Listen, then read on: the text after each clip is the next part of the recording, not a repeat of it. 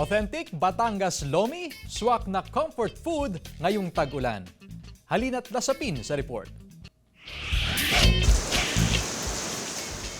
Comfort food ba ang hanap mo ngayong tag-ulan? Hindi na kailangan pang bumiyahe sa Batangas dahil dito sa Barangay Banlag sa Calasiao, Pangasinan, may natagpuan kaming local gem na naghahain ng authentic Batangas Lomi sa kawali. Ang chef at may-ari ng kainan ay isang purong Batanggenyo. Ihanda na ang mga sangkap tulad ng sibuyas, bawang, cornstarch at miki. Para naman sa toppings, adobong baboy, atay ng baboy, kikiam, lumpia, itlog ng pugo, fishball at ang fried chicken. Pakuluan ang broth na may sangkap na pampalasa. Umpisahan na ang paggisa ng aromatics. Ilagay ang broth, pampalapot at ang miki. At saka isunod ang toppings.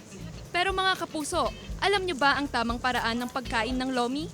Meron nilang po kainin sa Batangas, ang lomi. Kailangan natin gumawa ng isang toyo mansi na may sili para mas masarap ang pagkain ng lomi. Mas masarap kainin ng lomi ng maraming sibuyas. Kakainin natin ang lomi sa plato para mas madaling kainin at mas madaling lumamig. Lagyan lang natin ng toyo mansi yung ginawa natin. Yan. Kain tayo. Masarap. Sobrang sarap. Ano nga ba ang espesyal sa pagkain ito?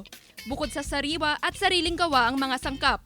Ang Batanggenyo ay very passionate sa paggawa ng Batangas Lomi. So, yun ang matitikman nyo talaga na masarap talaga ang Batangas Lomi kasi they put their heart sa pagluluto at ang preparation nito.